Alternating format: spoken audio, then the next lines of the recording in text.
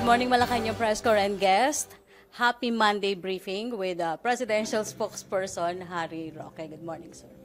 Good morning, Pilipinas, and good morning, ladies and gentlemen of the Malacanang Press Corps. Let me begin by saying that the President regrets that he will be unable to attend the ASEAN-Australia Summit this month. Developments at home continue to require the President's presence in the Philippines, as in fact, one affair that he has to attend is the PMA graduation, and to the President, attending the PMA graduation is an opportunity to have a dialogue with the younger elements of the military, particularly on the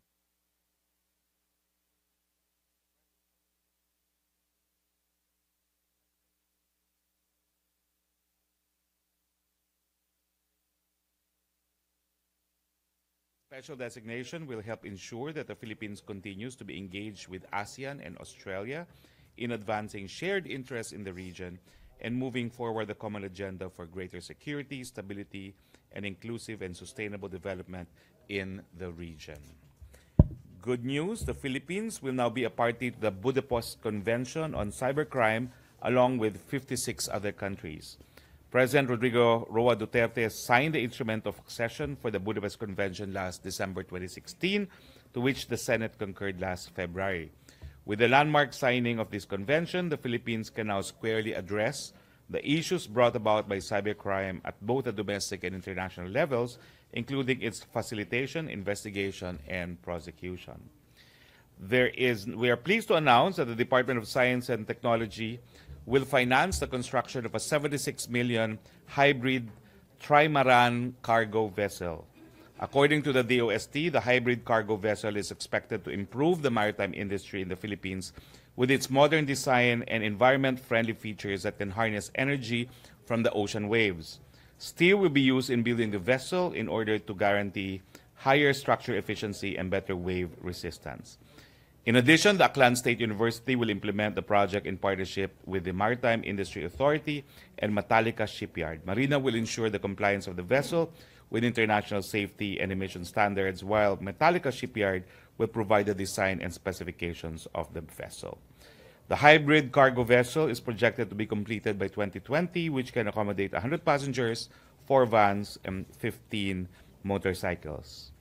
We're furthermore pleased to announce that the Philippine Health Insurance Corporation, through its Z benefit, has now a comprehensive social health insurance coverage to address mobility impairment among Filipino children below 18 years of age who are affected by musculoskeletal and neuromuscular disorders.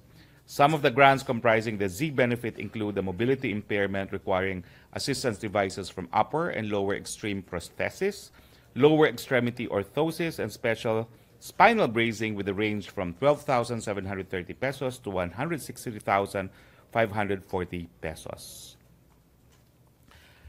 We thank the European Union likewise for offering 3.8 million euros aid to fund the drug rehabilitation centers in the country. The President, as we all know, is amenable to accepting any aid, but without any unilateral conditions.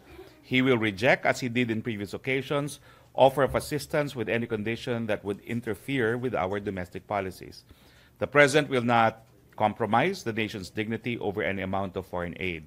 That being said, the EU's desire to support our drug rehabilitation centers runs parallel with the Duterte administration's holistic approach to the drug problem by treating it not just as a national security issue, but a public health concern as well, including rehabilitation and reintegration of drug dependents.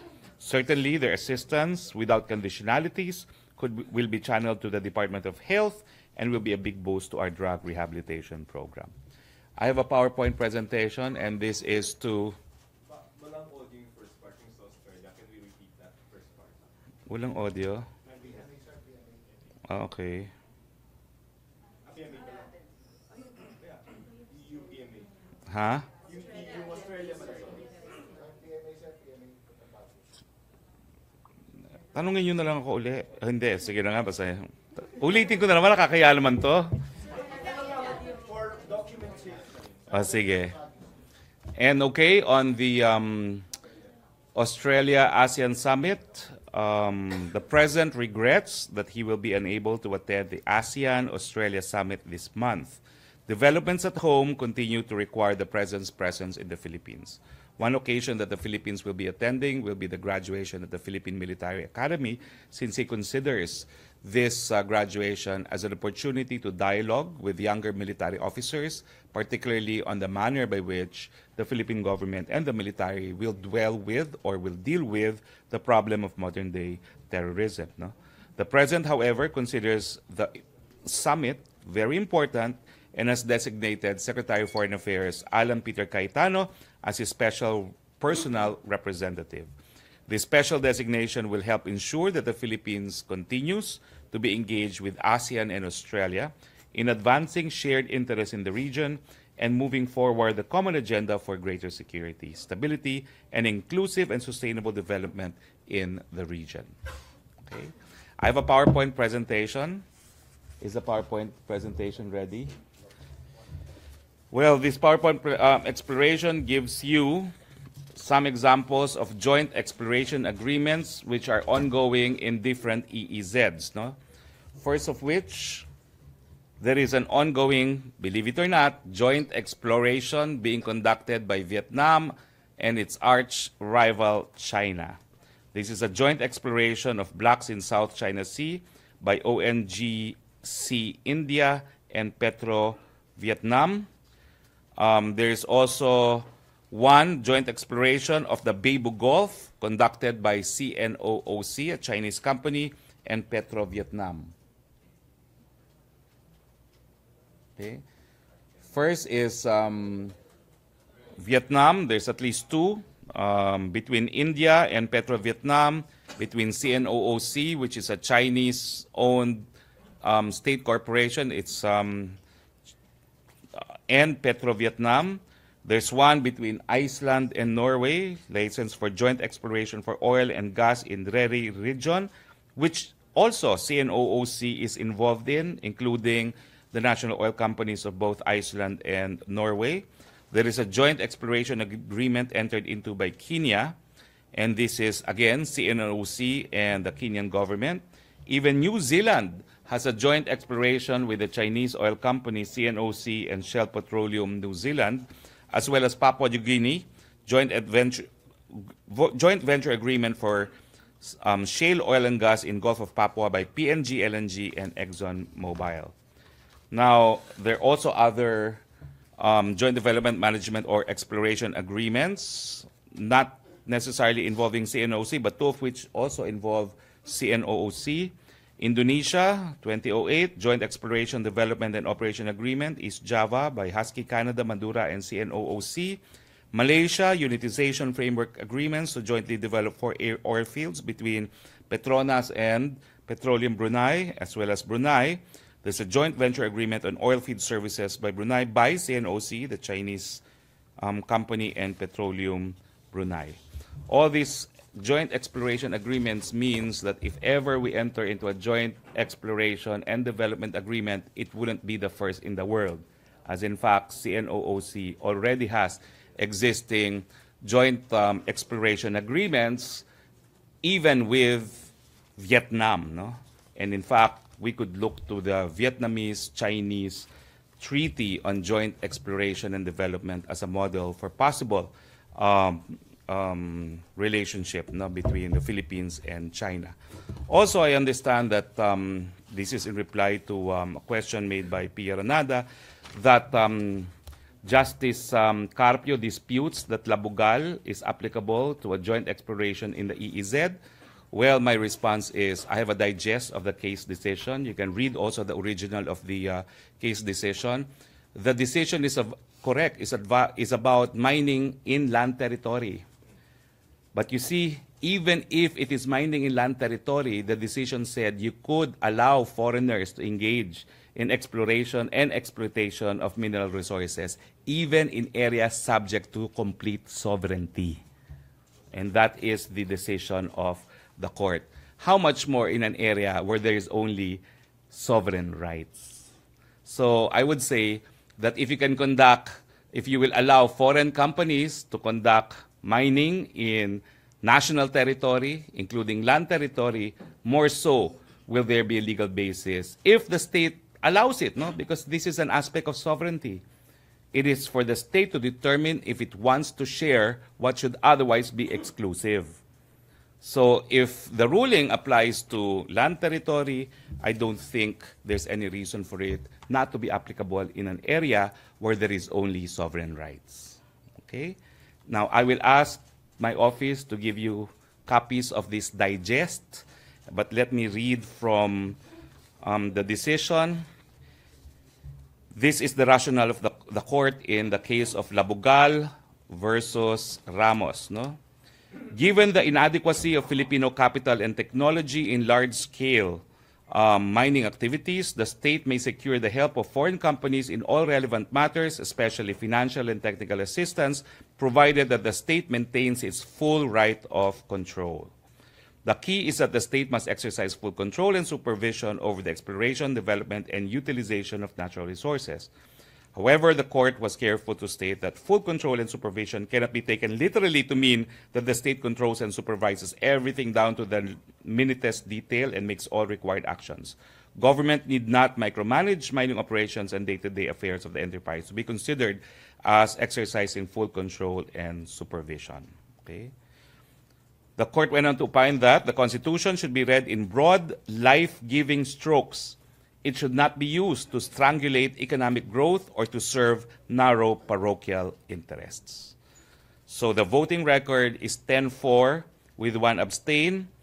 In favor was the ponente, Chief Justice Panganiban, Davide, Sandoval Gutierrez, Ostre Martinez, Garcia, Puno, Kisumbing, Corona, Tinga, Chico Nazario. Dissenting were, of course, Justice Carpio Morales, Calleja Sr., and Iñárez Santiago. Again, I'd like to reiterate the views of Justice Carpio was the minority view. He voted and submitted a dissenting opinion to the majority opinion in Labugal, the voting pattern of which was overwhelmingly in favor of allowing foreign corporations to participate in exploration and development of natural resources. 10-4, 10 votes in favor, 4 against. That should be crystal clear. Questions? A follow-up question about joint exploration. Joseph Moro, follow-up. Sir, dun po sa examples na binigay nyo, those are explorations. How many of those are in the EEZs? All All, are in the okay. EEZ. And in your examples, how many are those that are between countries that are with contesting claims? It will be with Vietnam, Malaysia, and Brunei. Nasa ba yung PowerPoint na yun? Yan. Yan. Yes. Vietnam, and then there's also Malaysia, but Malaysia doesn't involve CNOC, but Brunei does. So Vietnam, Brunei, with CNOC, right? Yes. And then under these agreements, the CNOC is contracted by, is it contracted by any country? Say, for example, Vietnam or Brunei? What happens is first there must be a bilateral treaty between the states that would enable its nationals to engage in joint exploration. Once that treaty is signed, then the service contracts are awarded in favor of corporations of the contracting states. So that's why here it's between CNOOC and other national-owned gas corporations such as Petro-Vietnam. No? All right. So, ang sinasabi kasi Sir nila, Professor Batong Bakal, is that the reason why you need a corporation to do the exploration is that they can be subsumed, no? Or they can be prevailed upon by the state's laws, right? I'm not disputing that, but they're wrong in saying it's not allowed under our Constitution. And they're also wrong in saying that you're compromising sovereignty. Our point being, it's being done. You know, this is just a few examples. Earlier, I was a bit upset because I wanted to tell my staff, give me as many examples as you can, because we now have many joint explorations involving what is known as straddling resources. What are these straddling resources? Well, under the ground, when you have oil deposits in the Middle East, it's not as if you can specify the metes and bounds of the boundary of adjacent states that own in common oil reserves. No? So under those circumstances, they have to enter into a joint exploration and joint development agreement, no, between the states. So there's actually so many of these kinds of agreements now.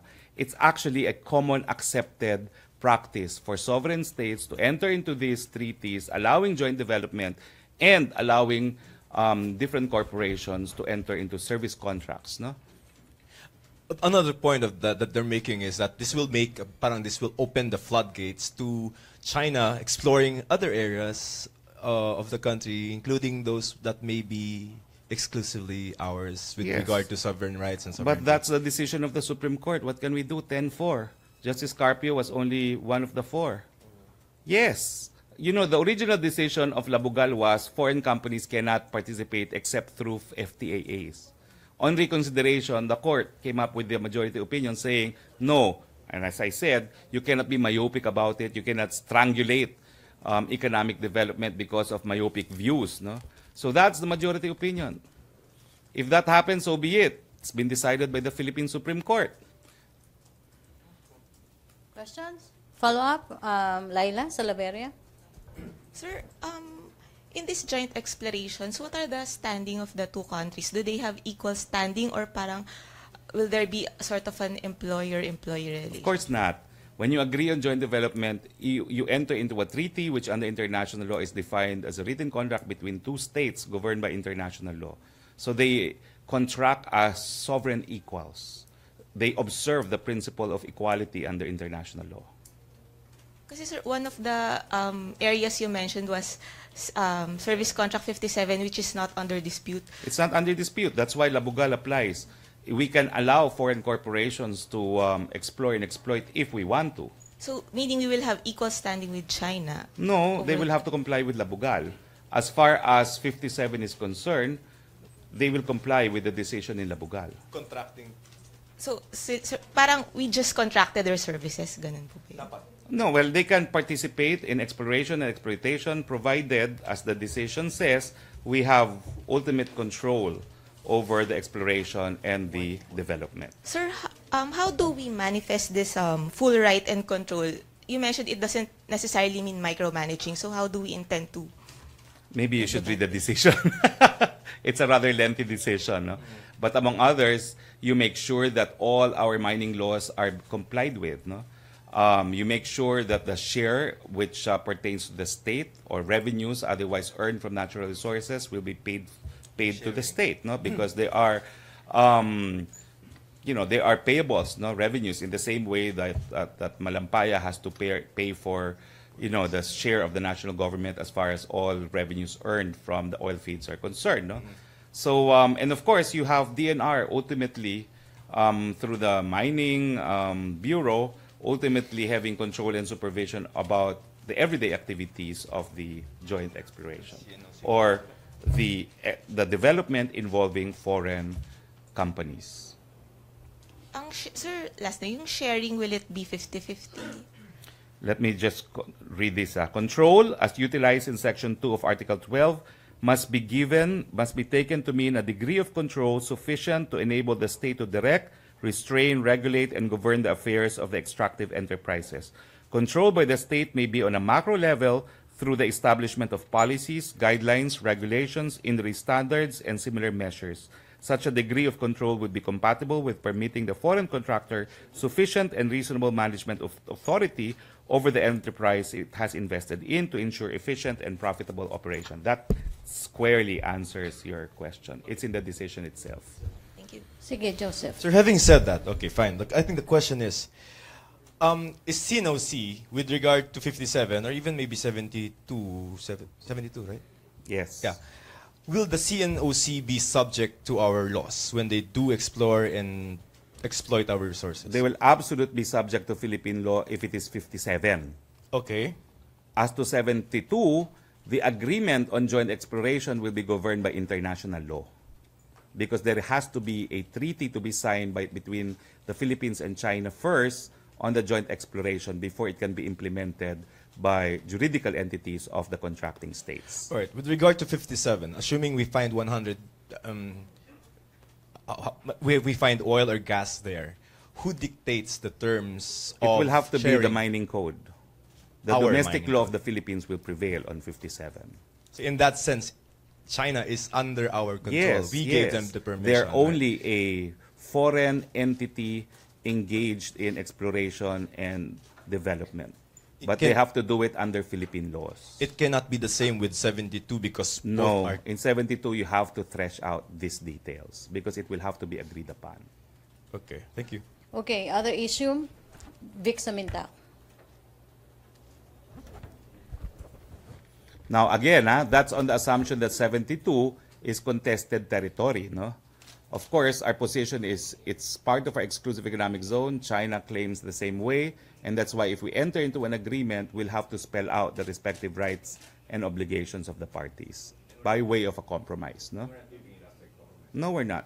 In fact, we have no agreement as of yet. We have no treaty on joint exploration as of yet, but we can look to the treaty between Vietnam and China as a model. Vic Samintak. Secretary, magandang hapon po. Yes, magandang hapon po. Kanina po nag-file na po ng co-warranto petition sa Supreme Court si Solicitor General Jose Calida. Ano po ang take ng palasyo dito? Well, we have consistently taken the view that we leave it to Congress to remove the Chief Justice if there are grounds to do so. Now that a petition has been filed in the court, I think there are 2 petitions now pending in court. We leave it to the Supreme Court to resolve these 2 separate petitions. However, we stand by our constitutional duty that we will enforce the decision of the Supreme Court, whatever it may be. So as a lawyer, ano ang tingin po ninyo? Kasi may mga nagsasabi na yun lang impeachment ang pwedeng mag-alis sa sitting Chief Justice. Well, let's just say this is unprecedented. While the normal rule is that impeachable officers can only be removed through impeachment, the petitioners, who I believe are fully cognizant of this doctrine, probably feel that under the circumstance, the general rule should not be applicable. No? So let's wait for the decision of the Supreme Court. Question? Thank you, sir. Follow up, other issue? Pia Gutierrez. Sir, the term of SEC Chair Teresita Herbosa is set to expire this week. Meron na po bang nakikitang kapalit sa kanya si President Duterte? Wala pa po, but of course, we have nothing but respect for Chair Herbosa. Will the President name a replacement kaya later sa cabinet meeting, sir? I don't think it will be done in today's cabinet meeting, but he will be the appointing authority anyway. Thank you, sir. Questions? No more? Laila Salaveria. Sir, going back to the Supreme Court, how does the palace see this affecting the judiciary, the justice system, the dispensation of justice in the Philippines? Well, I know that the cases pending in the Chief Justice's office will probably remain unacted upon, no? Because aside from being Chief Justice, she has a caseload. And because she has gone on indefinite leave, I guess we can safely conclude that there will be decisions that will be unwritten because she has gone on indefinite leave. But other than that, as an institution, the court acts as a collegial body. She is first amongst equals, but she only has administrative duties, which Senior Associate Justice Antonio Carpio can now fulfill in lieu of the Chief Justice. So there should be no major hindrance to the court performing its job. So you don't have any concern about this affecting the perception of the justice system in the Philippines? Well, I would say that, on the contrary, it proves that the justice system works when 13 of the magistrates themselves vote that the Chief Justice should go on an indefinite leave. That means the justice system is well and healthy and alive in the Philippines. Probably should be heeded. Should be heeded. Sir, how does the palace prefer for this matter to be resolved? through a trial or through the co-warrant of petition? As I said, we have no preference either way. We will enforce whatever decision the Supreme Court or the Senate may have as sitting as an impeachment court. Thank you. Follow-up ba? Follow-up? Maricel Halili. So just one question. You mentioned this before that it will be better for CJ Sereno to resign. Is it still the same, sir, following all the proceedings? Would you rather have CJ Sereno resign so as to save the government for all these proceedings? Well, I'm sorry to say that since we made that recommendation, it has since been rejected. So we said, henceforth, our position will be, we leave it to Congress to decide. No? The position remains the same. 4 or 5 months ago, we made a suggestion. She rejected. So be it. Joseph Morong. Just so I don't mishear you, no? You said for the decision of 13 justices should be heeded I believe so. because That's a unanimous decision of everyone present in the Supreme Court, that because of the controversies hounding the Chief Justice, she should go on indefinite leave. To me, that is a form of a message, no, which the Chief Justice should heed. message that what? I'm not sure, but definitely that her continued stay in office may not be good for the institution. Okay. What is the palace's or the president's duty? Is it to enforce the decision of the 13 justices or to uphold the Constitution, which says that the only way to remove a Chief Justice is through impeachment? Well, the president took an oath to uphold the Constitution and the laws of the land. You do not see the co-warrant of petition being granted as violating the constitutional provision that, about impeachment? That's now within the jurisdiction of the Supreme Court, and that's why the president defers to the decision of the Supreme Court.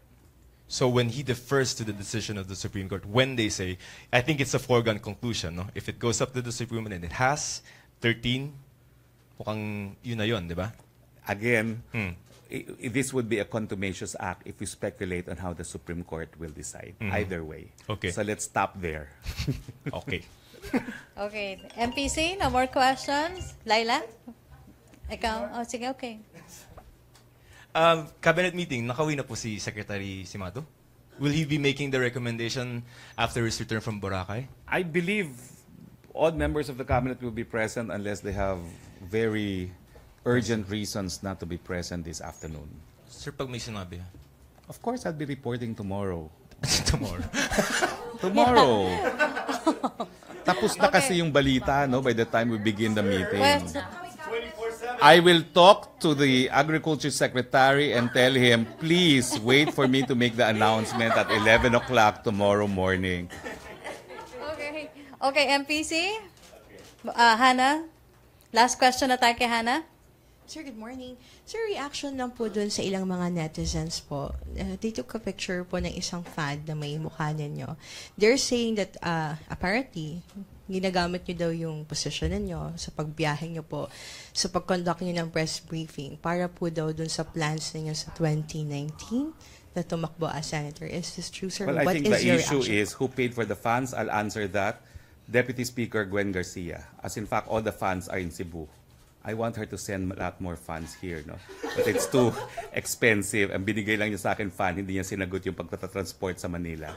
So I'll make the suggestion, can you also pay for transporting the funds to Manila?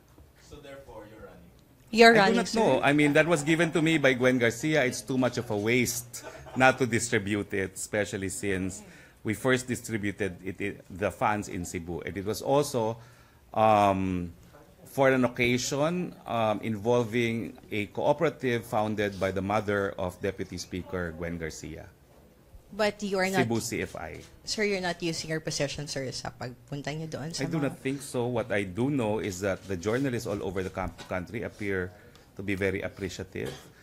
In fact, in Tarlac, I was asked a question which for the first time I could not answer. It has not really happened here in Malacanang Press Corps, but it happened to me in Tarlac. That's different. But in Tarlac, I was asked a question that I was like, could not answer and say, I can't answer that. I don't know the answer. I forget now. I said I will research on it, but I will review the transcripts. Okay, Thank you, MPC, sir. no more questions? Okay na? Okay, thank you Malacanang Press Corps. Thank you, Presidential Spokesperson Harry Thank you. Roque. See you tomorrow. Back to our main studio sa Radyo Pilipinas and People's Television Network. I will talk to Secretary.